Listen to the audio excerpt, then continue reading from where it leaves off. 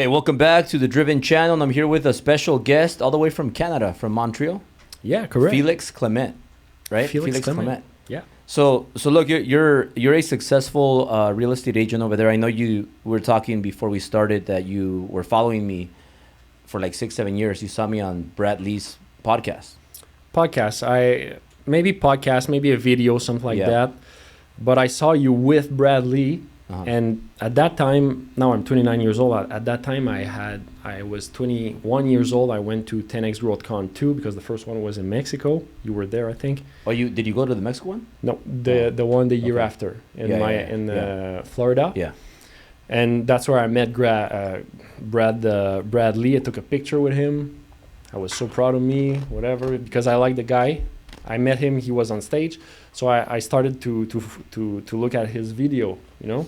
And one day, not long after this, I saw you with him. Mm-hmm. Like he was always posting like stories, like, oh, I'm going to join Albert, and I saw you in your Ferrari. Yeah. So and one day I saw a podcast with him. Look at you, how you speak, who you are, and everything. So I heard your story, and yeah. Were you at the 10X Growth Con where we had the yacht party, VIP party? I didn't. Or was it a yacht party? So it was probably the first big one he had. So it was first big one. We had Bobby Castro. Yeah, correct. Yeah, cool. Bobby yeah, no, I remember that. Jack Intel. That's why Brad Lee. I think in that one I would get in line and ask questions, right? I don't know if you remember that. Yeah. Yes. So I started doing a lot of that to get more attention, and I started building my brand like that. Okay, so you were there at that one in Diplomat Hotel. Mm-hmm. I was there at that one, and then I was there in the second one where they had it in Vegas. Yeah. I was there also. Yeah. So we're both there. Yeah. I didn't saw you there because maybe you were less famous then, but I've heard that you were at those events. Yeah. Afterwards. So that I just wanted to start off with that because we just started talking about that, but it shows you the importance of paying enough money to be in a platform or be on a stage, be in the VIP section, because then you connect, you meet a lot of people. Because I did that, and because I went to the Cancun one, and then I went to the one in Miami, then I met Brad Lee, and we went to the VIP yacht party, and that's where I connected with him. I paid him money. So that's how you met him? That's how I met him. Yeah, I didn't know Brad Lee. So the first 10X, I went there, and the VIP ticket, like I think it was like $7,500 ticket. I paid it. I went there, and then it had a yacht party, VIP after party. So there I connected with Brad Lee, and then he gave me his phone number, and he said, hey, just meet me in Vegas next Friday or Monday, or meet me in Vegas Friday. And I said, okay, I'll meet you in Vegas on Friday. So Friday I just showed up, and in the morning I didn't even follow up because I was afraid that he was going to say, oh, never mind, I can't, I'm busy. So since he said come Friday morning, I just made sure he was there because I don't want to go there and he's not there. I think a lot of people make that mistake because they don't have common sense. Like if do you ever see people that they go to a store to buy like something, like a shoe or something, and they could call, make sure first of all the store is open or the restaurant's open before wasting time of driving there. But most people don't have common sense, so they'll just drive there and then they're like, oh shit, they don't have the shoe. I agree. So like I'm not gonna fly there and he's not there. So I made sure he was there once I knew he was there. How do you I was looking at the stories. Okay. Yeah, I was like stalking his page, and I made sure that he was there. I looked at other people's stories, confirmed he was there, and I just showed up there in the morning. And then I said, I'm here to see Brad. He told me to come here. And long story short, we sat in the conference room, like he likes to do that. And I told him, I'm gonna get your services. How much are they? What's the best package? So he said $50K is my best package. I'm gonna put you on my podcast. I'm gonna work very closely with you, and I'm gonna give you like this how much was it? Like $10,000 of recording, and I'm gonna include this in the package. I didn't even know what the hell all that meant, But I just said, okay, I'm in. It's the best package. I'm gonna work with you, right? Cool. So I tried putting it on 2 credit cards. It didn't work. I was getting embarrassed because I'm like, fuck. But I don't have money in my bank account. I only have literally 50,000. It's company's money, right? So the credit card didn't go through. So I said, you know what? Just put it on my debit card. So he puts it on the debit card, and then that relationship starts. But what people don't realize is now he's been like on my driven events for free. He supports me, everything I do. Whenever I need him for masterminds or things like that, he'll come down and then he puts me on his podcast all the time. I've been on his podcast like 5 times. But it just shows you like the importance of building relationships. And I always tell people you got to pay to play. Because you build relationship like a friend relationship with him being his customer. Right. And then I even lend him my Ferrari that I could barely afford so that he would think about me all the time. So it just blew that relationship up, and then he introduced me to other relationships that led to more relationships, more money. So like you're doing the right thing. Yeah. The only thing that I would say is like, what took you so long?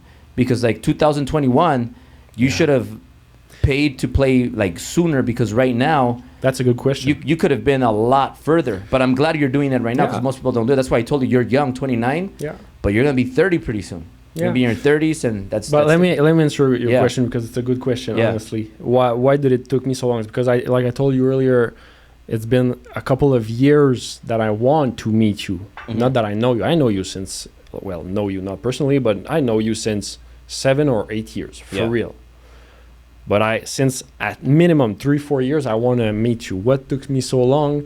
I live in Montreal, Canada. Okay, so it's up east, northeast, east coast. Okay, I used to have a condo in Florida, flip, sell it. So I go often in Florida. Okay, I used to go like every 2 months. Now I have a son, so I go less. But I used to go every 2 months in Florida, so it's easy.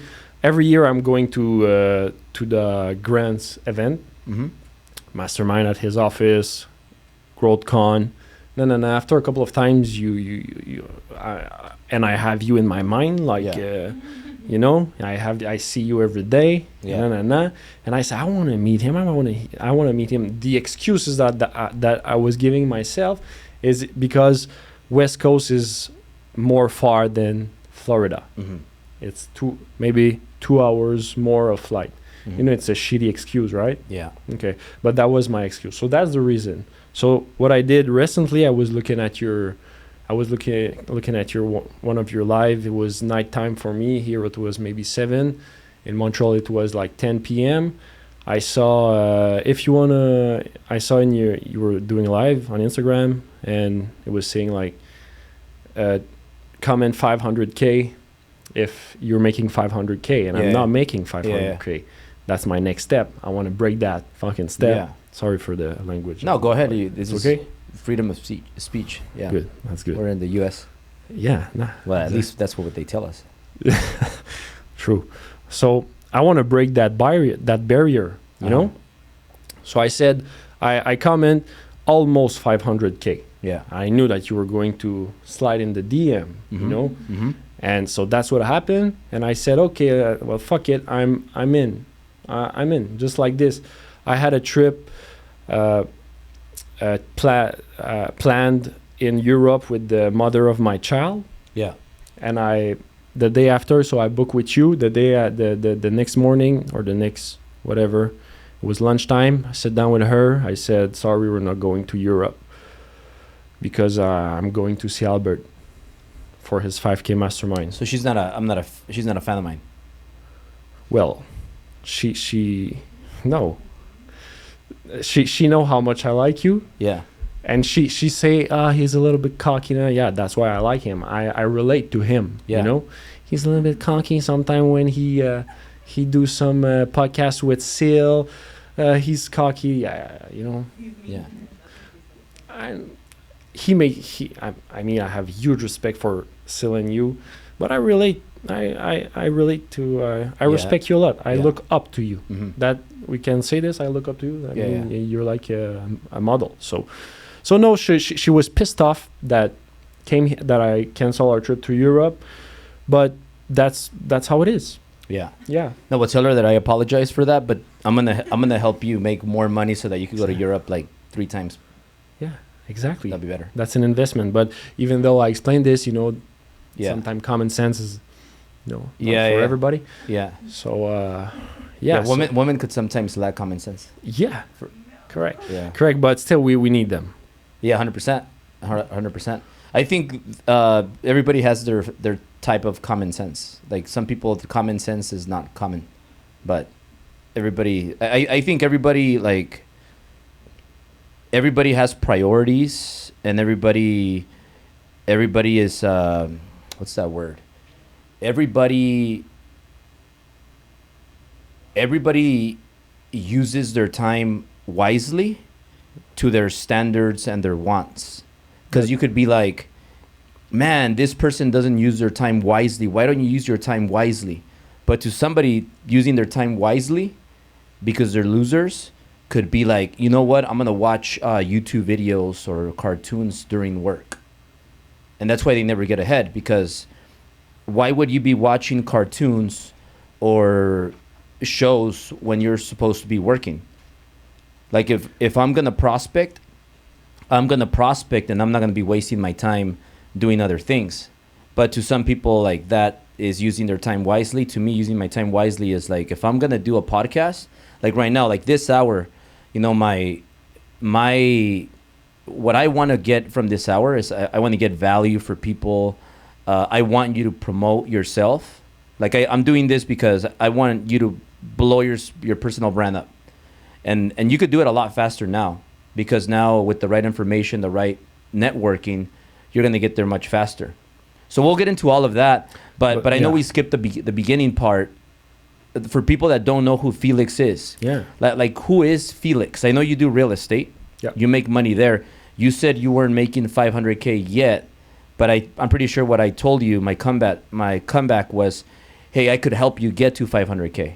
And that's why you're going to come here, because then you'll get to $500K, then you'll get to $1 million. Yeah. And we're already talking about million and millions, but who is Felix? I know you used to sell cars, right? And then you got into real estate. What was your story on how you started making money in real estate before that? Who was Felix? What was he doing? Okay, so I'm Felix. I'm 29 years old, from Montreal, Canada. I was when I was younger, I was a hockey player. I used to do hockey. Then I went to the gym. So after this, I did some bodybuilding competition. I was a guy that likes sports, Yeah. And at a certain point, you realize that you won't be a professional. So I like competition. So how can I compete? Boom, boom, boom. Unless you're Arnold Schwarzenegger. Yeah, but that I wanted to be Arnold Schwarzenegger. Yeah, so did I. But I needed to take a little bit more stuff. Yeah. Than protein shake. And then you have to be working out like all day. Yeah, that was not a problem. It was just like my heart would not follow. I've tried to do some extra protein shake, if you know what I mean, but Like some roids. kind of roids, yeah. Yeah.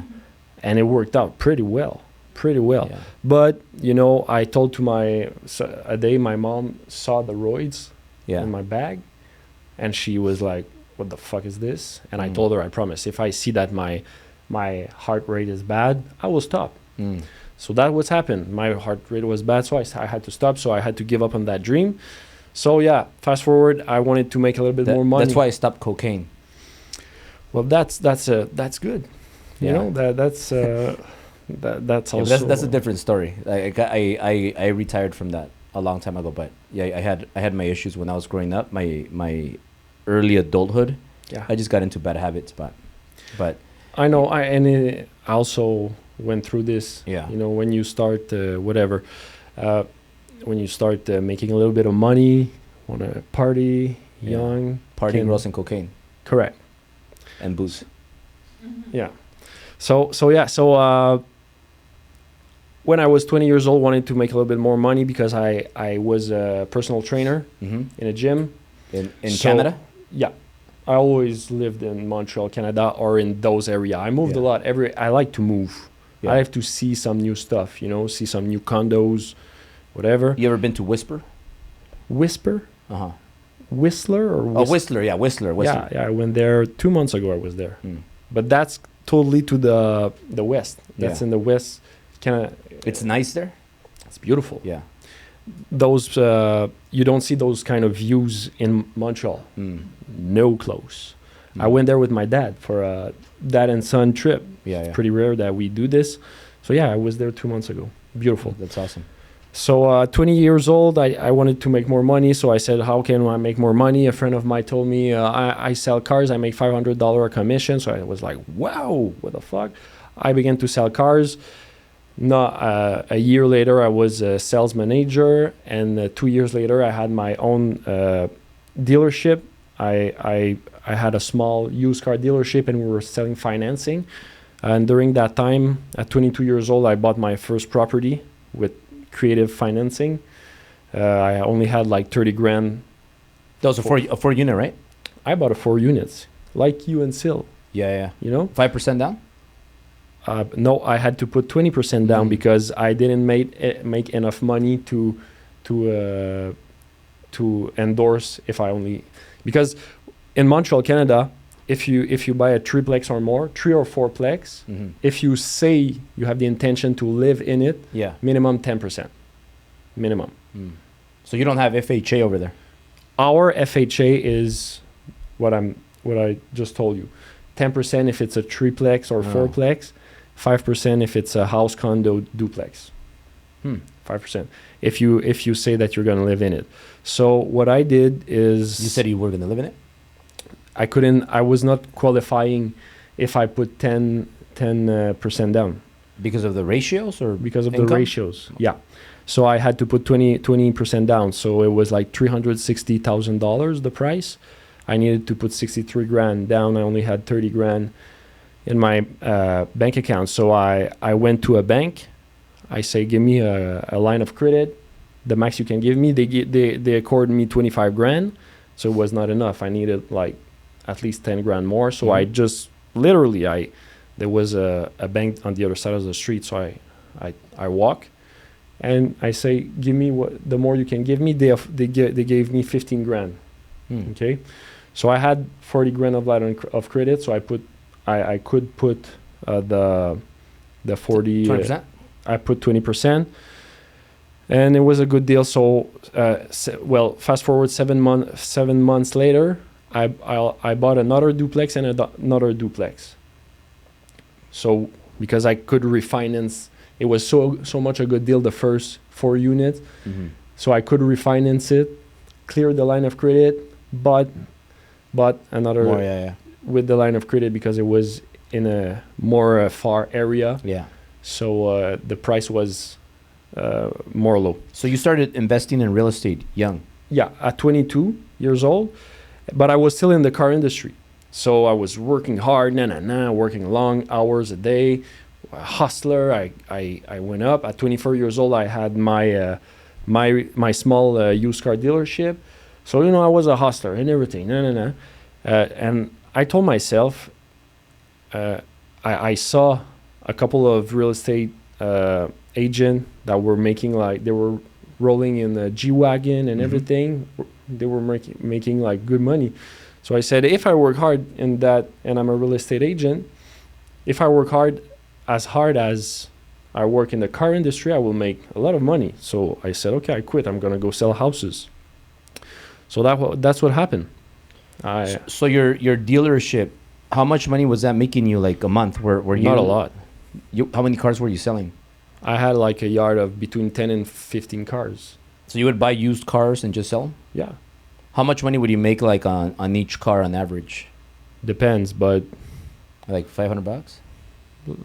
A little bit between 500 and 1200. And you make more money on the financing part. Oh, really? You sell, warranty, extended warranties, and also the financing. If you close at 7.99, you have a good ristourne from the bank, like they give you a gift, the bank.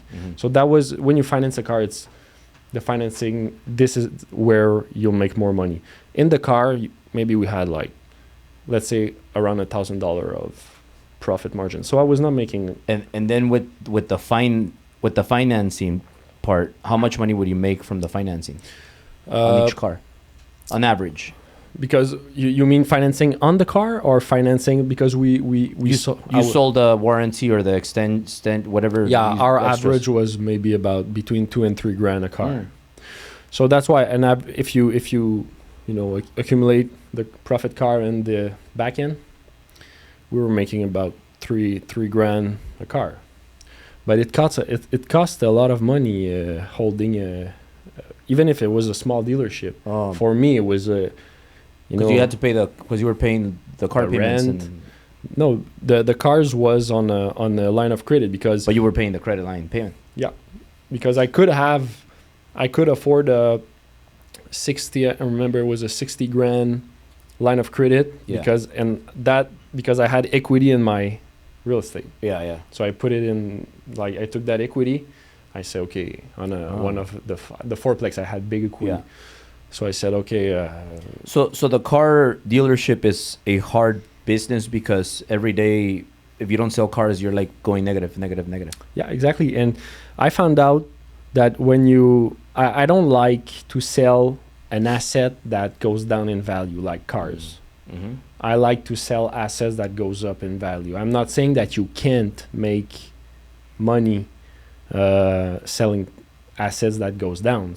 You know what I mean? If you have a dealership. That's why I only get Ferraris.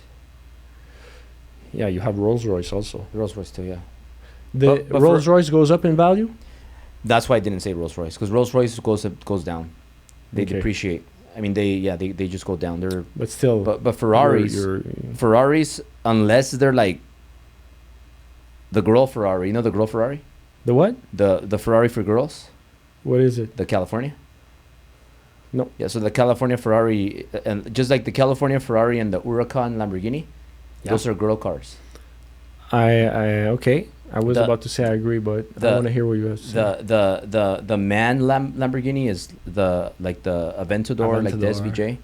The man Ferrari is like, I mean, I would say like an SF90, yeah, like super fast. That's the yellow one that you have. The yellow one that I have is the SF90, yeah. Is it? I mean, at least the Ferrari, so the Ferrari 458, that's the first Ferrari that I got. The red one. Yeah. That I got that car almost 9 years ago. So that car is that's the man Ferrari versus the California.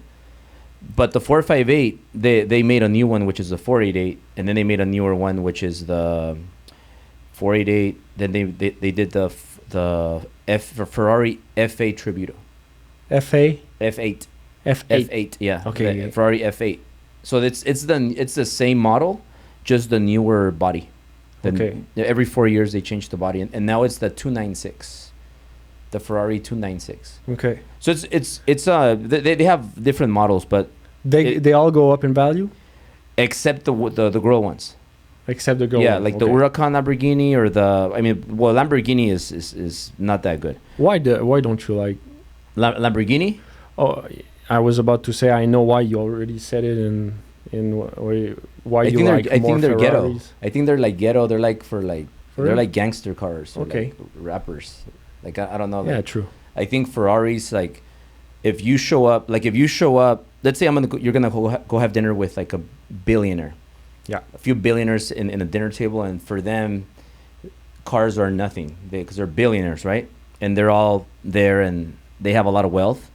And you show up with a noisy Lamborghini that is a lot of noise, and then you have like the doors that are going up, and they're like bright, right? Yeah. It's a bright color, and you go there, and the billionaire's probably gonna be annoyed. Turned off by it. Yeah, annoyed, turned off. But if you go there and you're like humble, nice, cool, and you show up in a Ferrari that sounds more professional, and you park there and you get off of it, doors open to the side, and it's just not, I think it's more classy. So I just feel like Ferrari is more classy and Lamborghini is more ghetto. Okay. Like if they give me a Lamborghini, I would give it back. I wouldn't take it. I wouldn't take it for free. Okay. Okay. I see. And it's because I know more. I don't know a lot about those cars. I don't know a lot about Ferraris and Lambos. I know the name ish. Yeah. I've drove every car. I used to to rent when I began to make like Yeah. money in real as a real estate agent. When I touched like the over 250K, 300K, I began to live life a little bit more. Yeah. I use now I completely switch. Yeah. Not completely, but Yeah. I switch a little bit. Yeah. But a couple of years ago I began to have Rolexes, rent Lambos. Yeah. I never drove Ferrari. That's the only I'll let you drive mine. Yeah. Well, okay, I won't say no. Tomorrow we'll check it out. Okay, but why I was saying this because I used to rent for a weekend a Lambo, Rolls Royce, go to Florida, big cars and everything. Yeah. But I don't know those cars. I only know like the how do you say this, the crest, the logo. Yeah. So I'm like, okay, this is cool and I have a nice car also. I have a Audi RSQ8. It's not like in that game of car, of Ferrari and everything, but it's still a nice car. But I used to be like a car guy? How can I say it? I used to be more crazy with with the money that I made. I'm not making millions, so now I switch a little bit, my mentality of this. But part of that mentality came from you. Yeah. You use your car like as a prostitute. Mm-hmm. So that's what Prostitution is good. I know. Yeah. Like most people, they don't understand that, but I'm like, hey, prostitution is good. If you use it to make more money, get more attention, correct, you're gonna make more money for your family. I mean, there's a reason why. I mean, prostitution is legal in Vegas. That's a whole different conversation. But anyway, it is, right? Yeah. It is. So my point is that like sometimes I say that, but I'm saying it to get people's attention. Because like if you're very proper and you're giving a speech, like you're speaking on stage, sometimes people start becoming a little bit, they start getting sleepy or they're not paying attention. You say something like that, and boom, people are like, whoa, what did he say? It's true. And then people are like, they start paying attention and they're like, man, this guy's I don't like him. Like he's saying like bad words or he's not speaking well. Like Andrew Tate. Yeah, like polarizing and just saying, but I say it and then people pay attention.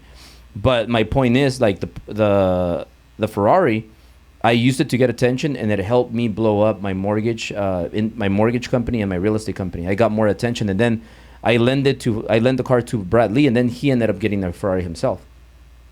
So it worked really good. I'll tell you this, without the Ferrari, like I wouldn't be where I am, not even 10% of where I am today. Like maybe not even 5%. Because you used it well. Yeah. Right? That's what I want to learn from you a lot. Yeah. How to use those things well, because let's say I just told you one time I rent a Lambo for a weekend. Mm-hmm. But I don't think I used it well. Yeah. That's what I want to learn from you, and I believe I will be able to learn from you this weekend. But yeah, no, 100%. And I told I was here with one of my guys, Eric, which I mentor. He came to Driven. He came to the 5K Mastermind. He got my higher level inner circle, which is a higher level mastermind that I have. So he wanted to take the Ferrari out for a spin. And then he tells me, man, you know what? A Ferrari makes you feel good. Like you could be having the worst day of your it could be one of your worst days. And people piss you off, something happens, you get inside a Ferrari and you feel great. Like there's been times where I just wanted to like throw people out of the window. Mm-hmm. And it's just that kind of a day. And maybe I'm exhausted too.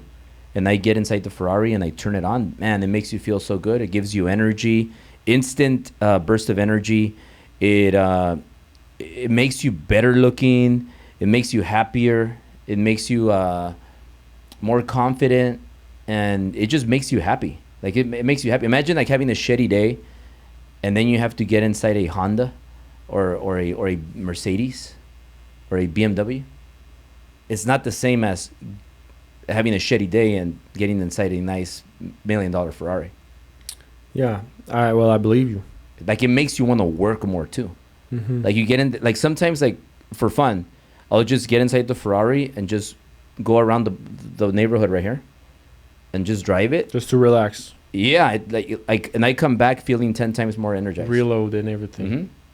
Yeah, but it's trust me, it's worth it. Like, I'll give you an example. A Ferrari, you could get an open-end lease, which is one of the things that first we're going to help you, like, double your income, which is going to be easy. Just your personal brand, you'll double, triple your revenue. Yeah. Then the next step that I'm going to give you, like, in the next 6 months, I want you to get your own Ferrari, and you're going to get your Ferrari, and then a payment for a Ferrari is going to be around, the one that I want you to get, it's going to be like around $4,000 a month. So $4,000 a month, and this car is going to make you at least 20 grand a month. Just from the car? Just from the car. Okay. Extra money. Because you're going to create more relationships. Does it have to be a Ferrari? Absolutely. It has to be, like, you want to get an exotic car.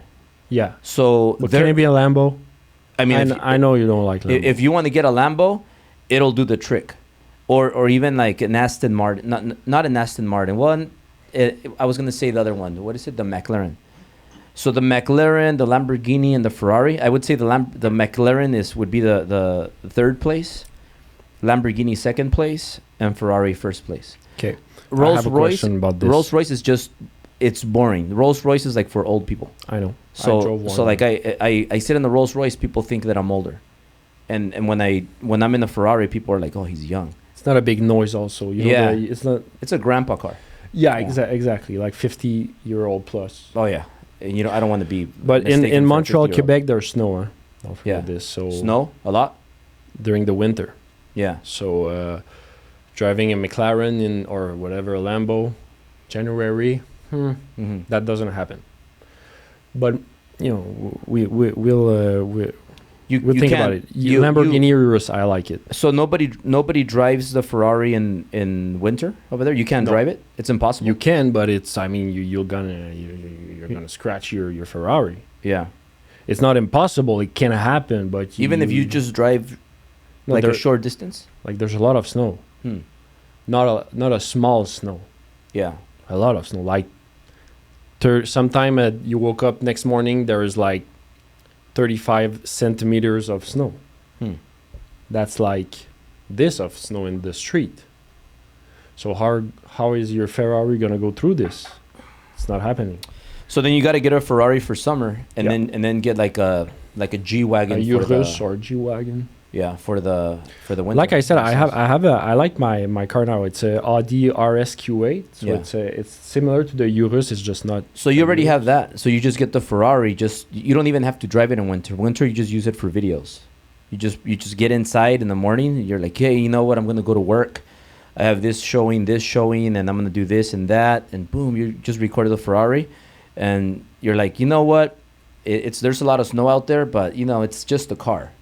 So I'm going to take it out, see what happens. Boom, you do that and you start getting more views.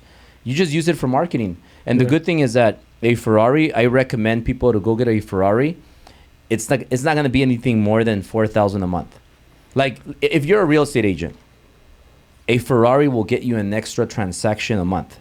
So an extra transaction a month will cover the Ferrari payment and more. Yeah. So that's all you, and then you have all those other benefits that I told you. Like, you get more attention, you feel more confident, you get better looking, you get more attention, you feel happier, more, like, everything just improves, and you're getting an extra deal that pays for it and more. So it makes perfect sense. And then $4,000 a month. Now you get an open-end lease. You know what an open-end lease is? So you finance it through Ferrari Financial, and Ferrari Financial. Do you have a social security number or no? Not from the U.S., right? From Canada. So you can't. Assurance sociale, numéro d'assurance sociale. This is how it's called. So you can't get credit here in the U.S. Nope. I have an Amex. You could probably get for Ferrari Financial in Canada, right? I'm sure they have. Yeah. They have some programs. But if I have an Amex, American Express, is that building me a credit in the States? Well, you have credit over there. I don't know how it works, but I have to learn. I have to go to Canada because I never been there. But and I have a lot of clients from Canada. But if you get Ferrari Financial to give you a loan, well, here the way it works is you get an open-end lease. So the open-end lease, it's called open-ended lease because it's a lease on paper.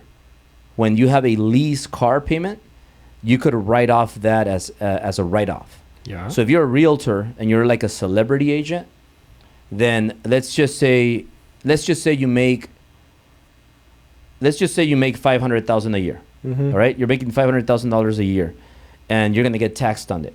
All right. So if you have a $4,000 payment for the Ferrari, it's a lease payment. Then in 12 months, you're gonna pay $48,000.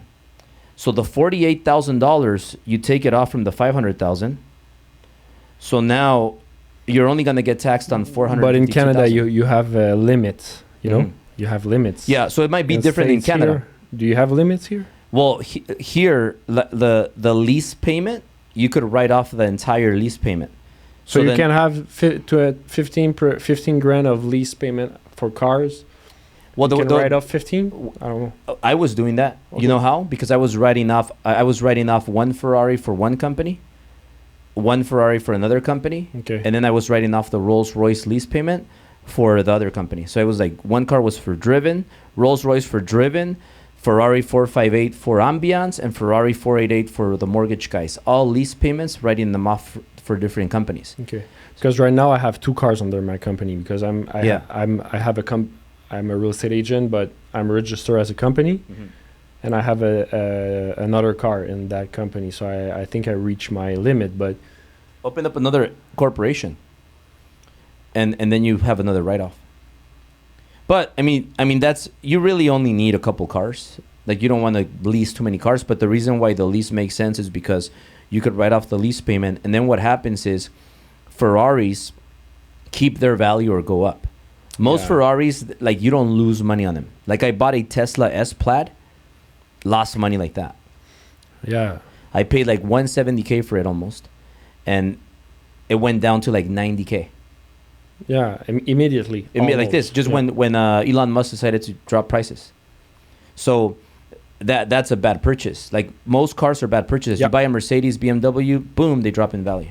So the Ferrari usually goes up in value, and then they become classics, and then people want to buy it. Ferraris is just a good brand, and it holds its value good.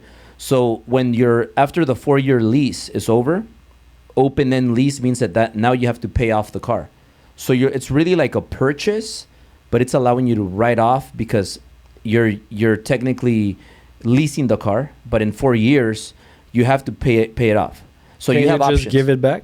You could give it after the 4 years, you could trade it in for another Ferrari or pay it off. Okay. So you can't give it back if it doesn't have any equity. But usually Ferrari is so good then that after 4 years, you make money. Because then Ferrari buys it back from you for more than what you owe. So you'll give it back and you'll get like money. Make sense? Yeah. So like as opposed to right now, if I want to give my Tesla back, I got to pay money, a lot of money, because it lost money. So that was a bad purchase. So when people are thinking, should I get a Tesla? Should I get a Ferrari? You should get a Ferrari. A Tesla is not going to get you business. It's not going to get you laid. It's not going to get you anything. A Ferrari is going to get you laid. It's going to get you business, and it's going to make you happy. Correct. Way better than a Tesla. Yeah. Now the Tesla, sometimes they like to drive it because I don't want to get the attention. You know, sometimes you just want to sneak. It's quiet when you and you want to go somewhere. You don't want to get you don't want people to know that you're there. You don't want to cause too much noise. So a Tesla is good for that. But that's the way I use it. But for definitely tomorrow we'll talk a lot about the personal brand, getting nice cars, and that's what I lacked in, because like you said, you asked me, are you a good salesman? I'm a really good salesman, but I know how marketing is important. I know because I watch you guys since almost 10 years. I watch you guys. Grant Cardone, you, Bradley, name it, like Bobby Castro, everybody. Plus, you said even Bobby Castro. I like he didn't have a lot of followers. He didn't have a personal brand. Correct. Like he reached out to me. I know. And we talked, and then I had him at Driven 3. After Driven 3, like he was at the Driven stage with David Goggins, Patrick Bet-David. After Driven 3, he blew up, and he started getting way more followers. Same thing that happened to other people that I put on the Driven stage. They got more known. Andy Frisella, did he came to your stage? Yeah, and Andy Frisella, Ed Milet, everybody. Like, I mean, John Maxwell, David Goggins, Patrick Bet-David, Jesse Itzler. Just everybody has been in. Dean Graciosi, Tony Robbins' best friend. So that's what I'm telling you. I know the importance of marketing and personal brands, and I lack in this. But when you know it's so much important. Yeah. But you're not that it's not that I lack in this. I have ideas. Yeah. But I just something is missing. You know. So I need to. That's why. But on the bright side, you're still in the perfect age because you're 29. Yeah. So like I didn't get into social media until I think I was 30 years old, 31 years old. That's when I got into social media. So when I was 30 years old, I was making $300K a year, and I feel broke. I'm like, fuck, man, I'm making $300K. Like I'm so fucking broke, and I was like, I wanted to kill myself because I was making $300K. So I go see not Tony Robbins. I go see Grant Cardone to Cancun, and there's a video. I'm wearing the sombrero hat. Yeah, I saw it with Jared Grant. And I'm like, Grant, I'm fucking broke. I'm making $300,000 and I don't have any money left. Like, this sucks. And I'm stuck at 300. I was stuck at 300. I couldn't get past 300. Yeah. I was like 290K, 300K, 310. So I'm staying stuck there. That's called linear growth. So I'm growing like very little at a time. And I'm like, this is already 2-3 years stuck making 300K. I'm doing something wrong. So then I started learning about exponential growth. You know, what is exponential growth? When you double every year. You go from 300 to 600 to 1.2 to 2.4 to 4 million. So I started getting frustrated. So Grant tells me, you got to build an army, which is what we talked about earlier. You got to build an army. So I start building an army, and then I start making more money. And then Grant tells me, you're not making enough money. He said, you got to make, and the story, the moral of this story is Grant pushed me because he said, if you make $1 million, I'll let you speak at the 10X Growth Con. So I made $1 million, and he said, no, you're not ready. You got to make millions. So you know how Grant is. So I made over 2 million, and I said, hey, I made millions. Put me on. He said, no, you're not ready. And then that was the biggest lesson that I learned from Grant Cardone, which I really appreciate and thank for the lesson that he taught me. He said, you're nobody if nobody knows you. He said, you don't have an audience, and you're not going to help me sell any tickets. So it doesn't matter if you make 2 million. I have a YouTuber here that is broke, doesn't have a real business, and many others that are here on stage. They don't make any money, but they have a lot of followers. They're more important because they help me sell more tickets, and you don't. So I said, fuck, being a businessman that makes money, works hard, takes all the risk is not enough because I'm not known. And then that's why I realized, man, you know what? Kim Kardashian, because of her ass, she built a brand. And now she became a multi-billionaire. And then I started thinking, man, I mean, think about the wealthiest man on earth, Elon Musk. He bought Twitter. Why did he buy Twitter? Because he wants to buy the most influence. And free speech also, I think. Yeah. Well, if you think about Elon Musk, he's very smart. Yeah. He promotes all his businesses like they're going to help the earth. So like Tesla is, he doesn't promote it as, like he promotes Tesla as like better environment, safe environment, no more gas, we're going to have a cleaner air and all that stuff. But he's making a lot of money with Tesla. Yeah. Same thing with his SpaceX. He makes money with all these rockets and all this stuff that he's doing, but he promotes it as, hey, if one day Earth dies, like we're gonna have a life outside of Earth. We're gonna go to Mars. We're gonna do all this. Yeah. What's his other company that he has? He had Twitter. PayPal. So Twitter is freedom of speech. It's the only platform that allows you to have your freedom of speech and say whatever you want. So all his businesses are like freedom, like saving the earth. So he promotes it like that, even though he's making a lot of money with them. That's good. Very good. That's good. It's a smart way to do it. Yeah, really. So we could all learn from all those people. But going back to your story. So when you get into real estate, you're selling cars and you're like, I'm making some money. I have my dealership, and you say one day, hey, you know what? I'm just gonna get into real estate. Yeah.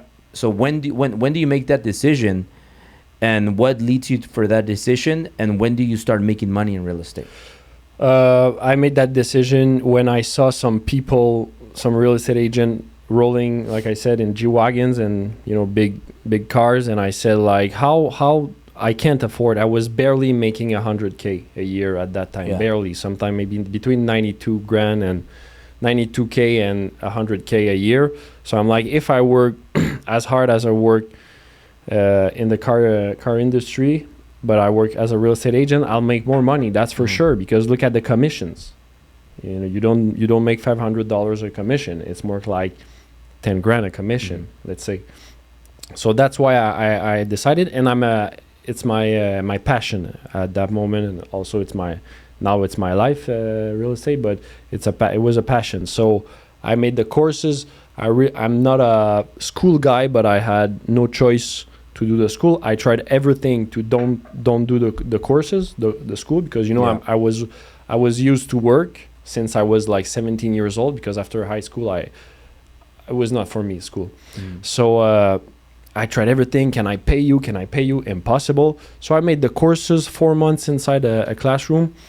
During that I had the dealership. So so I did the school, and I remember when I was so nervous for the big exam, because I didn't study at all, and it's a tough exam. So I passed. I do the exam. I passed. I was so happy. So day one, well, it took me 5 days since I had my license to selling my first house. It took me 5 days. So I was hungry, like really hungry, really hungry. Like I was more hungry that I am now, and that's something that I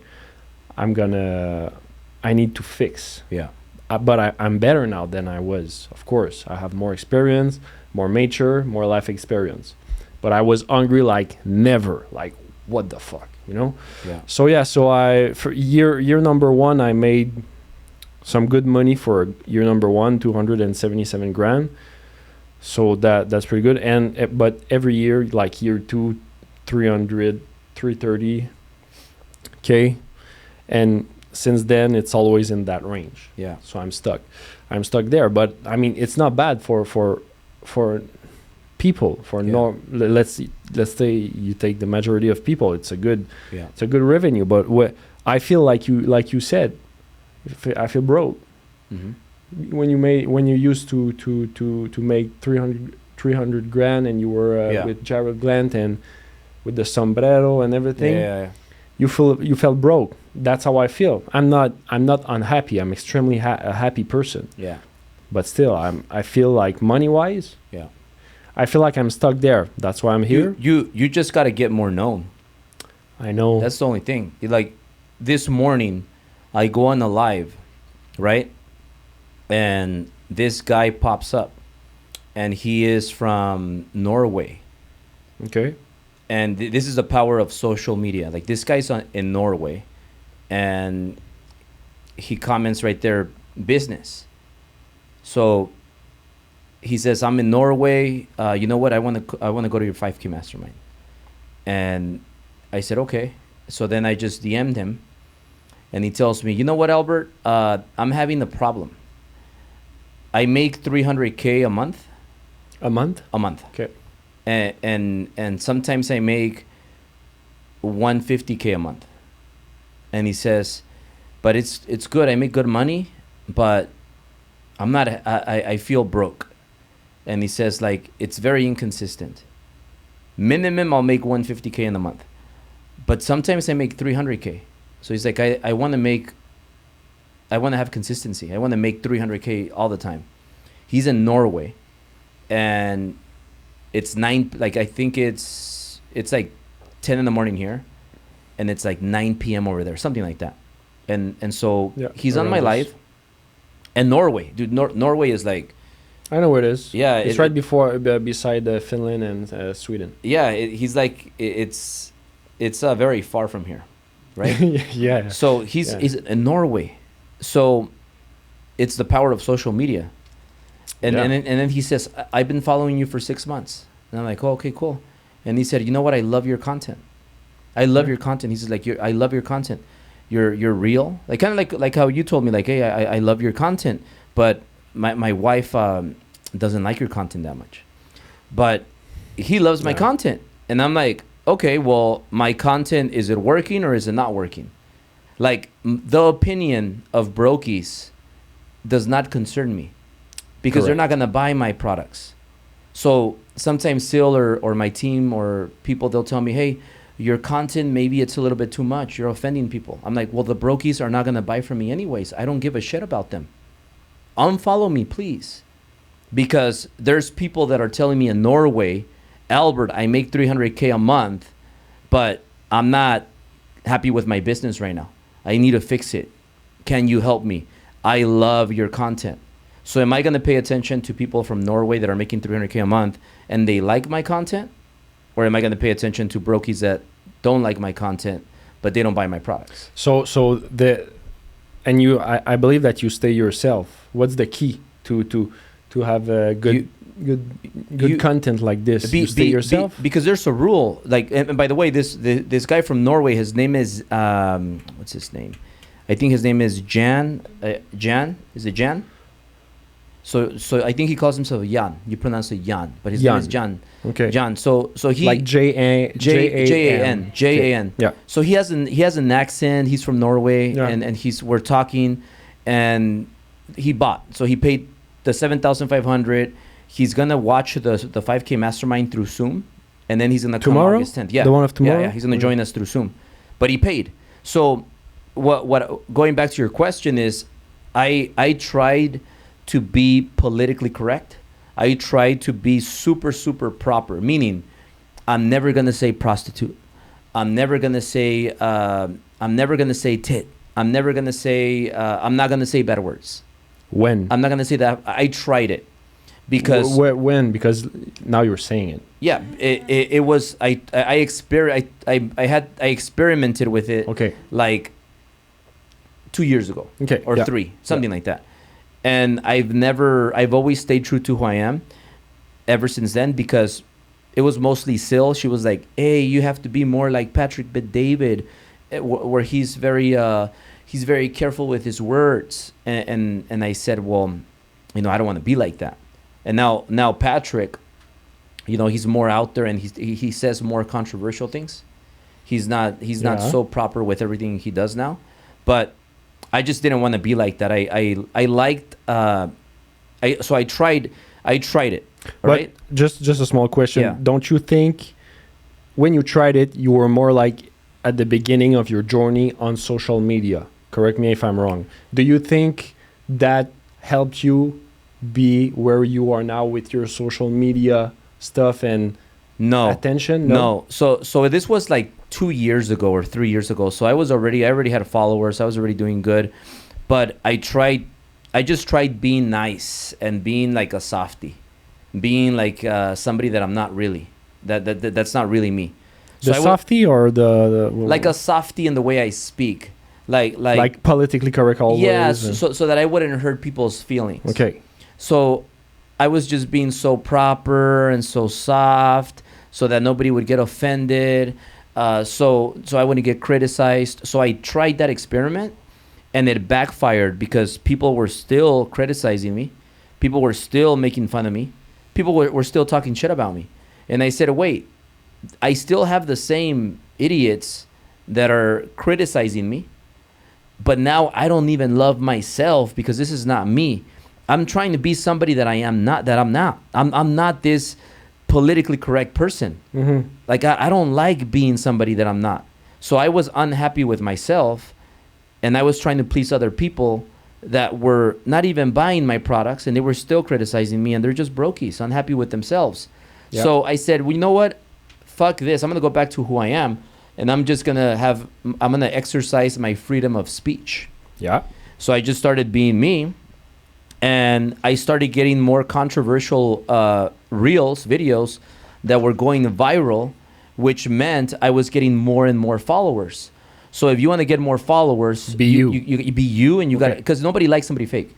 So the money follows attention. So I started getting more attention, more views, making more sales, and reaching people from Norway that like my content.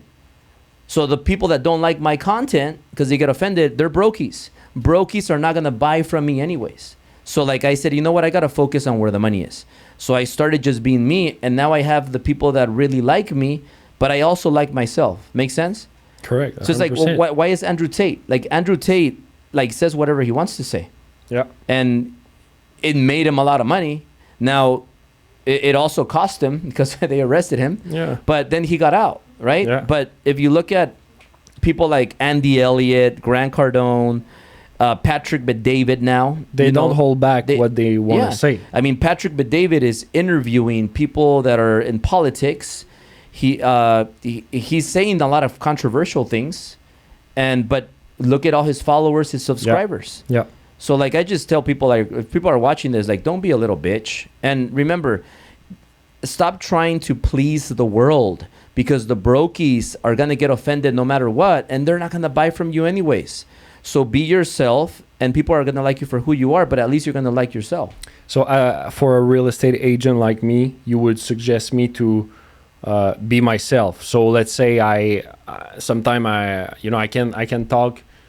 talk rough a little bit. Like I don't mind to say whatever I think. I'm a really polite guy. Yeah. Like I have respect for everybody. I'm not a bad guy, Yeah. But let's say I want to say fuck it. I'm going to say fuck it. Of course. So it's just a small example. Yeah. You'll suggest me like to be myself, even though I'm a real estate agent. Yeah. Not say fuck it every time. I don't say fuck it every time. It was just like a small example. But I mean, we'll look at 3 agents. I'll give you 4. Yeah. Ryan Serhant, Josh Altman, Josh Flagg, and what's his name? The tall gay realtor from New York, and I think he moved to Florida. What's his name still? The tall gay agent from New York and Florida. He moved to Florida.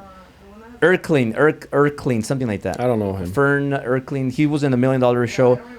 Okay, well, so he's a gay agent, tall white man, and he's very controversial. He adopted 2 babies.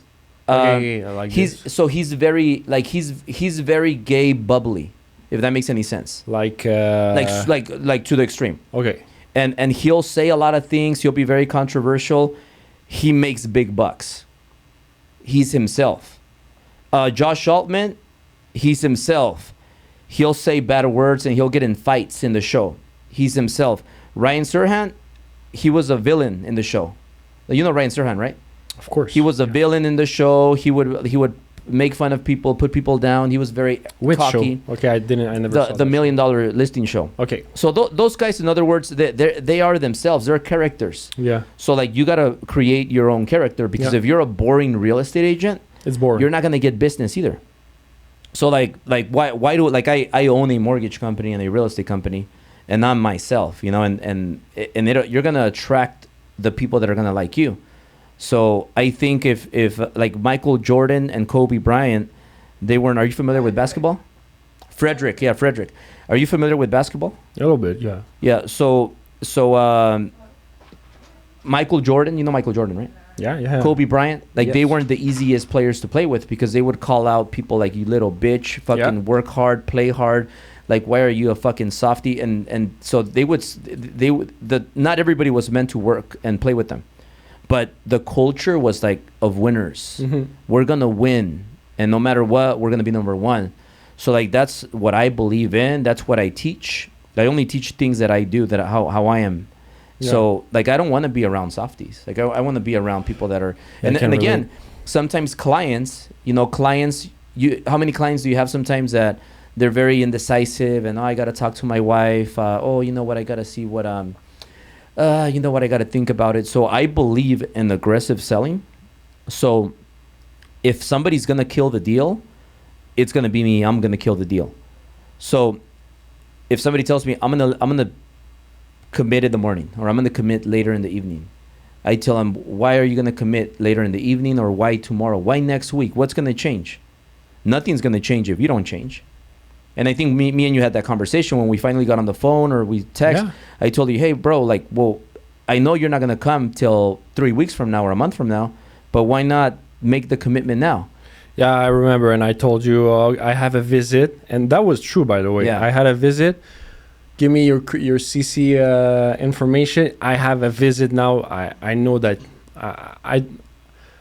I wanted you to believe me because it was true, but you know how clients are. Yeah. Sometimes they can lie like so much. So I was like, I wanted you to believe me, but and yeah, I believe you, believe me. But it was true. I went to a visit, and right after this, I send you. We close the deal.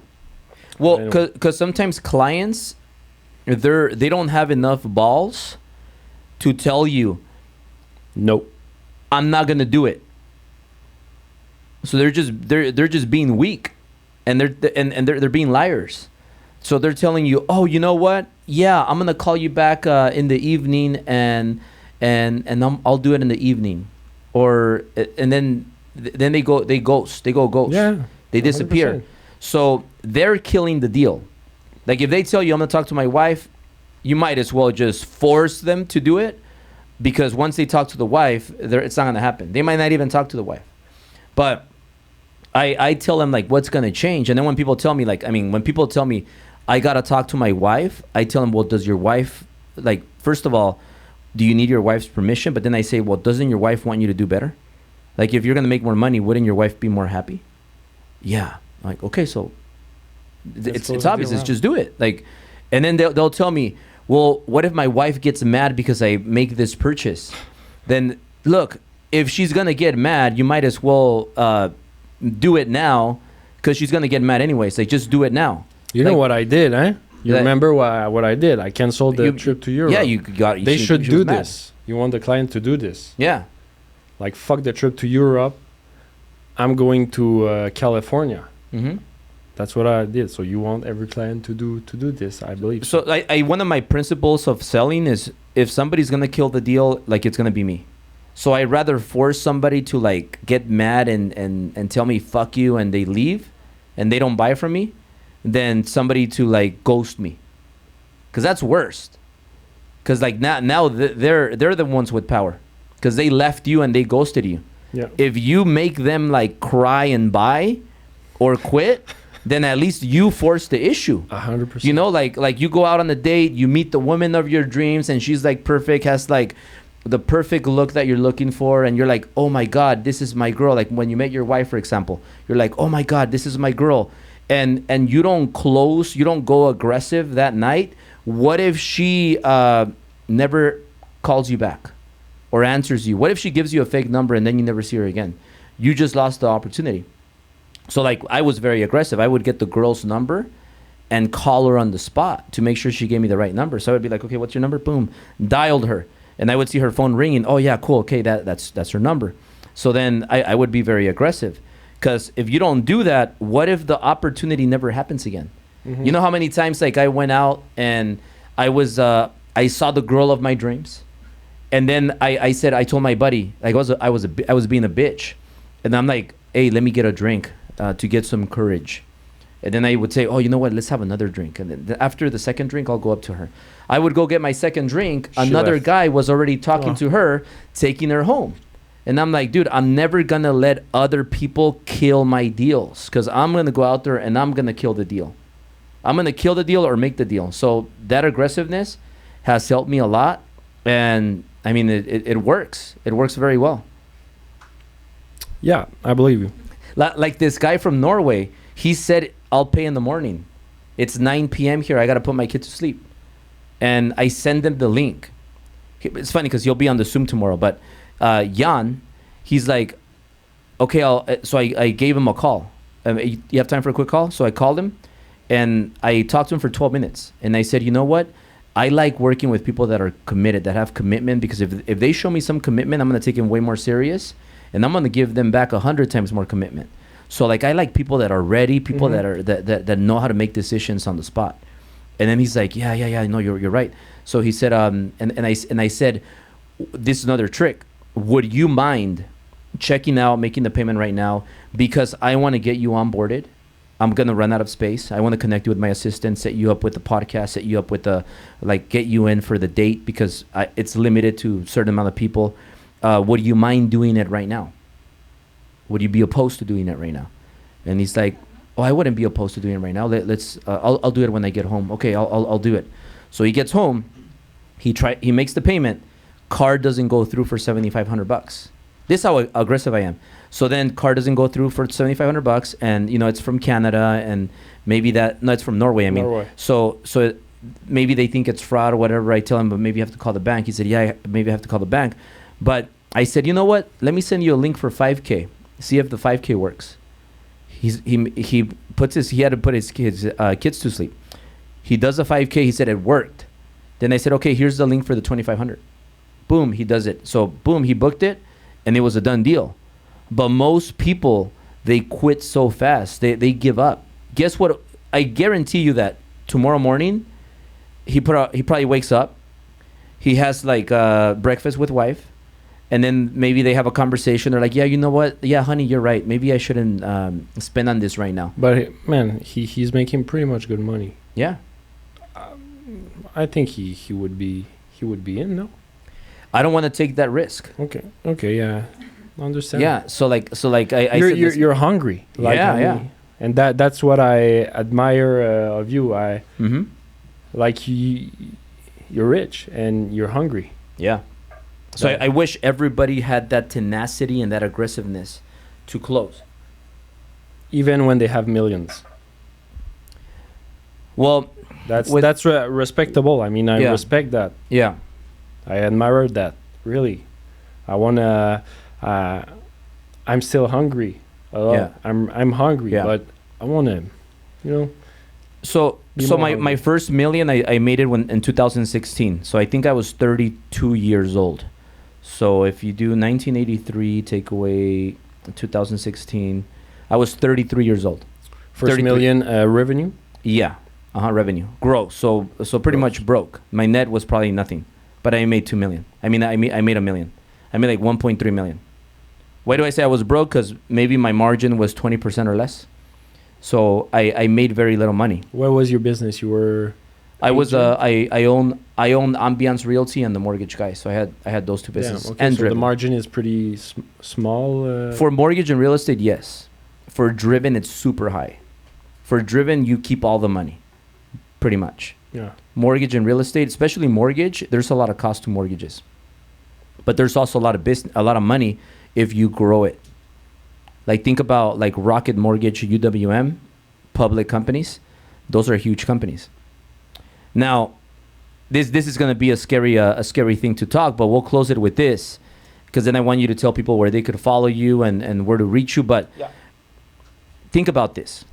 I think that realtors and loan officers are going to be replaced with technology and AI. Now, how do you save yourself from this? Well, you got to start thinking about, like, if I want to last through the next 10 years in real estate and mortgage, I have to integrate, I have to invest in technology. Why do I say that? Because, for example, real estate. Who's the biggest real estate company right now? Let's just say the biggest real estate company in the U.S. Who's the biggest or in the world? Take a wild guess. Remax? I don't know. So you have Remax, you have Keller Williams, you have EXP Realty, you have Real. In Quebec is Remax. Yeah. In Quebec, Montreal, Canada, in that. So let me tell you. So for example, Real and EXP are the biggest like brick and mortar companies. and they're not really brick and mortar because they're very virtual, but they have agents, right? They have real estate agents, all that stuff. If you look them up, they're worth about $1 billion, more or less. One's worth under $1 billion, Real's worth under $1 billion, EXP probably a little bit right over $1 billion. So let's just see EXP Realty stock. EXP Realty is worth $2.2 billion. All right. So people would say they're the biggest company. They're not. They're not even close. If you look up the biggest real estate company, it's Zillow. Zillow is worth $11.5 billion. That's an agency? It's online. Okay. So they replace the realtors with like AI, and then they have employees that they have in-house. So their whole game is, instead of paying a commission to a real estate agent, you make your offer here, and you save the commission. And the technology and the AI, like, they're gonna come up with the value of the house. They're gonna give you all the data, and so you're gonna make a better decision because the computer AI is very powerful, and they're giving you the data. They're telling you this is how much you should buy, so this is how much you should save. The computer will make the offer for you. They would do the whole process, and they would they're gonna give you the data. So for example, now there's some banks that they're underwriting loans using AI. So you don't need an underwriter. Mm-hmm. You don't need there's less expenses. The computer does it for you. That's why technology companies are the most, they're the highest, they have the highest valuation. So the other one would be Redfin. Redfin is worth, I don't know if this is the right one, but it says $1 billion. So $1 billion. But Zillow is the biggest one. I never heard of this company, maybe because I'm from Canada. Yeah, so Zillow. So if you go to Zillow.com, you could look up properties for sale. And then you could make offers there. So and they're replacing the agents. But do you have, let's say I'm a seller, I want to sell my house. Do I have So just think about it this way, and do I have the exposure if I expose on Zillow? The max exposure, because when you look up Zillow or Zillow? Zillow, like Zillow. Oh, okay, Zillow. I know. Okay, yeah, I heard Zillow. Yeah. Oh, okay, Zillow. Yeah, of course. Zillow, I know about Zillow. That 100%. So like, if you search an address right now, it's gonna pop up on Zillow. Yes, right? yes. So you could make an offer there, look at the house, and use Zillow. Yeah, this is so 100%. So like if you're a realtor or a loan officer, start thinking about how can you integrate AI technology to grow for the future, for the next 10 years, because that's going to take over. That's my thoughts, but we could do a whole different podcast about that. Mm-hmm. But I mean, there's so much right now that so many things that are going on. Yes. But if you invest in technology as a realtor, you're as a realtor, and there are some way to invest. I believe you will explain it to me. Oh yeah, dude! I'm gonna give you all the secrets. Give me that secret because so that you can destroy your competition. I'm a realtor. I'm a real estate agent. I want to continue to be a real estate agent. Everything's going good. I just want to reach the next level. You got to go online, invest in technology, and most importantly, grow your personal brand. Because you know there's cold callers that are AI cold callers. Mm-hmm. So some people say, I'm going to go get cold callers. I'm going to get dialers from like Vietnam or Pakistan, and I'm going to save money. So it's cheaper to use technology, AI. They have cold callers, and they'll call, and you just record your voice. So they're calling using your voice. So it sounds like it's you, but it's a robot. Mm-hmm. And they're making the phone calls, and they're thinking like you, and it saves you employees. So employees are going to get replaced by AI.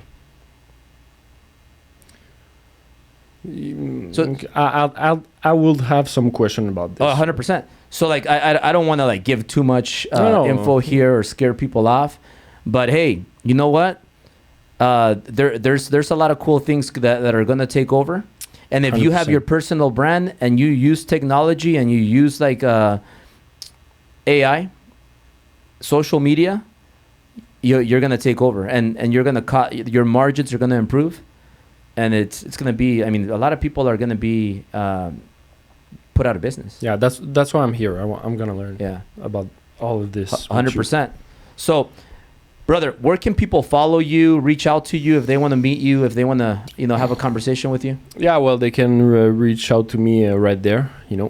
Felix Clement Courtier. It's in French, of course. If you're from USA or wherever in the world, I speak English. Do you speak French? Is that your yeah, first that's language? my primary. That's my first language. Yeah. Je parle français.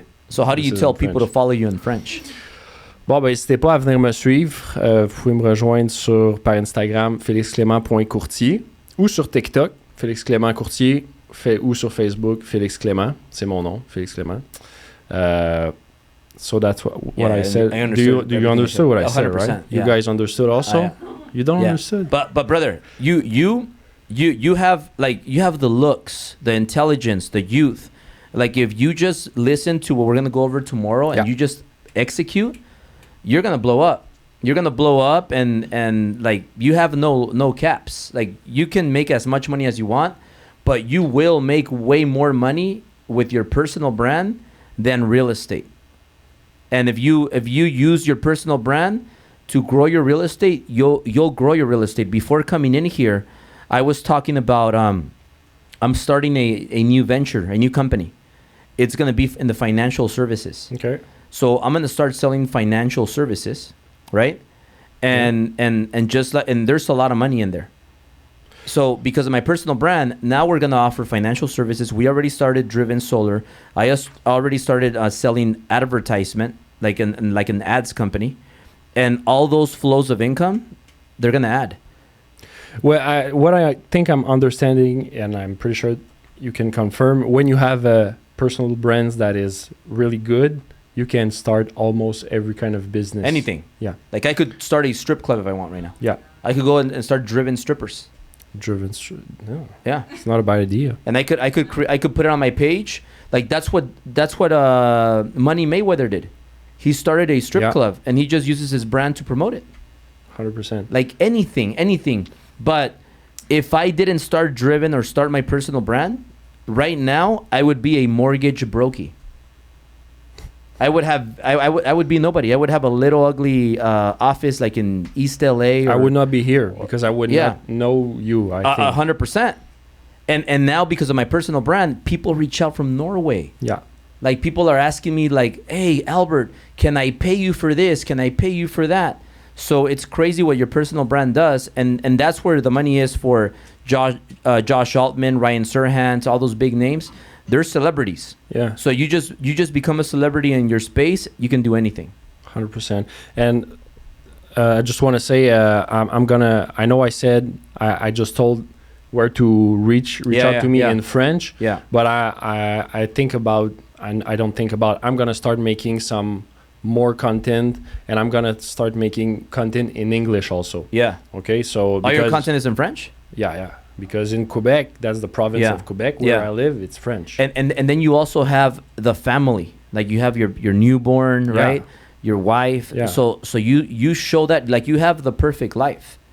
And then you start growing your brand and your business. Then besides opening other flows of income, then you could start coaching other people on how to do it. The coaching space is big too. So dude, your wife is gonna offer me an apology. And she's gonna tell me, "Hey, Albert, thank you for making us 10 times the money that we were making." Yeah.